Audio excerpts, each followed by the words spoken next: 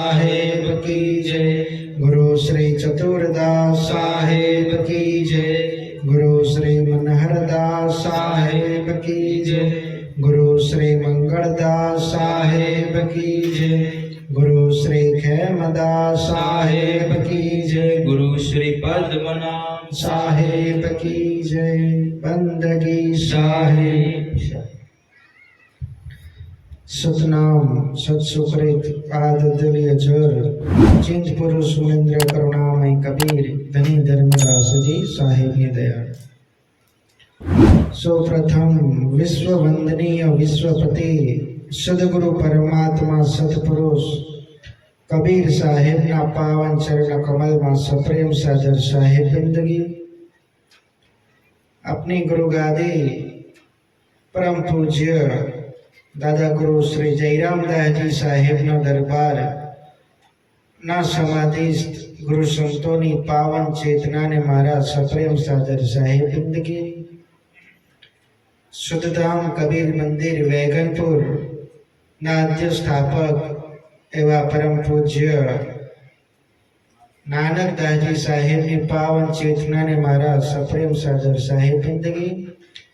अहिया विराजमान अपना गुरुदेव परम पूज्य खेमदास जी साहेब ना पावन चरण कमल में सप्रेम सादर साहेब बंदगी तथा अहिया विराजमान आप सौ नामी अनामी साधु संत महंत हरिभक्त ने मारा सप्रेम सादर साहेब बंदगी।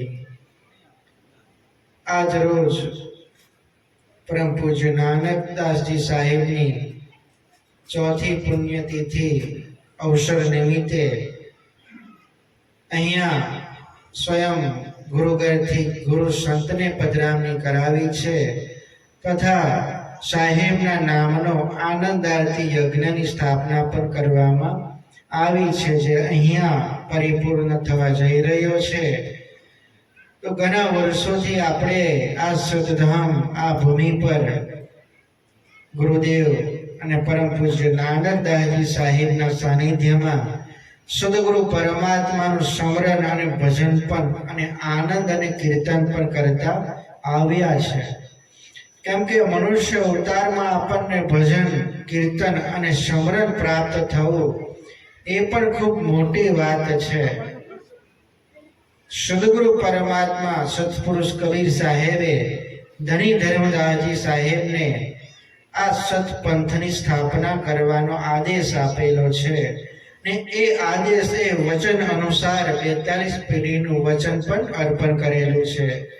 हमना अपना गुरुदेवे आपने कीधु के 42 पेढ़ी माना 16मा वंश 16मा प्रतापाचार्य एवं उदित मुनि नाम साहेब आमना गुजरातना प्रवासे निकळ्या हता अने गुजरातमां हजू 15 दिवसनो प्रवास एमनो बाकी छे। तो दरेक एवा मंदिर कबीर मंदिरमां अने भक्तोना घरे पण एमनी पधरामणी करवामां आवी हती। एवा आपणा युवा हजूर साहेब छे ने आजना कबीर पंथ ने कबीर मंदिर ने युवा बळनी पण खूब आवश्यकता छे। आप वडील भक्तो छो, आप तो भक्ति अने भजन करो छो, परंतु आपणी पाछळ आपणी पेढ़ी भक्ति भजन करे छे के नहीं के करशे के नहीं एनो विचार पण करवो आवश्यक छे। केम के भक्ति भजन जे करशे ए तरशे, जे नथी करवाना ए तो नथी ज करवाना। घणी વાર આપણને વિચાર થાય કે આપણા માતા પિતા ભક્તિ ભજન કરે જ છે ને આપણે પણ કરી જઈશું, પરંતુ એવું નથી હોતું। જે ભક્તિ અને ભજન કરશે એનો ઉદ્ધાર થવાનો છે। માટે એવું સાહેબનું જ્ઞાન સદગુરુ પરમાત્મા કબીર સાહેબે 650 વર્ષ પહેલા ધરતી પર પ્રગટ થયા છે અને મનુષ્ય જાતિને દરેક જાતિને એક સત્યનો ઉપદેશ આપ્યો છે, એક સત્ય સાથે જોડાયા છે સર્વને। ત્યારે એવા નાનક દાસજી સાહેબે પણ આ વિસ્તારમાં આજુબાજુના દરેક ભક્તોને મનુષ્યને એક સત્યનો પ્રકાશ કર્યો છે અને સત્યના પથ તરફ વળીને સત્યની બાહેધરી આપી છે।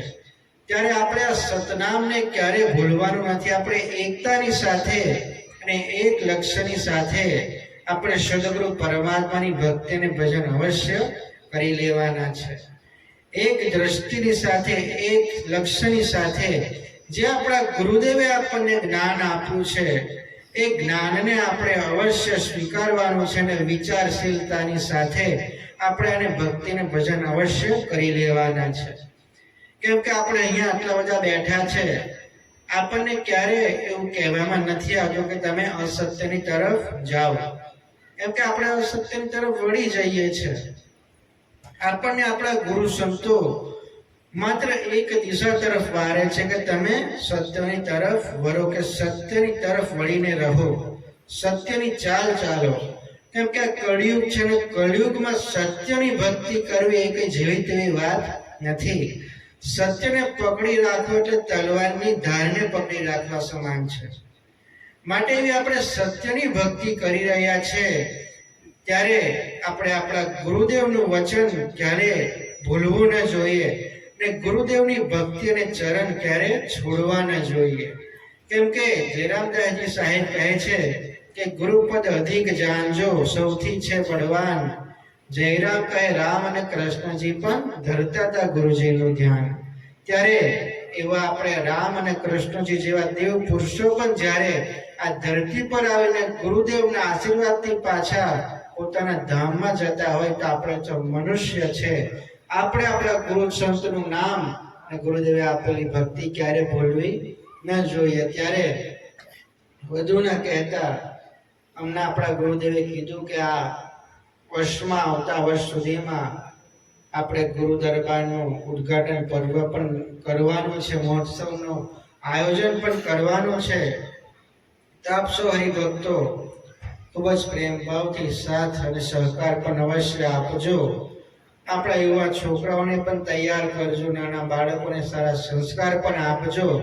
કેમ કે આજના કબીર પંથને યુવા બળની ખૂબ આવશ્યકતા છે. આપ વડીલો છો, આપ ભક્તિ ભજન કરી રહ્યા છો અને કરીને આપ ચલાયમાન પણ થઈ જશો, પરંતુ આપની પાછળ આપણી ભક્તિનો ઉદય રહે, પ્રકાશ રહે એવું આપણું સંસ્કાર આપણા બાળકોને પણ અવશ્ય આપજો.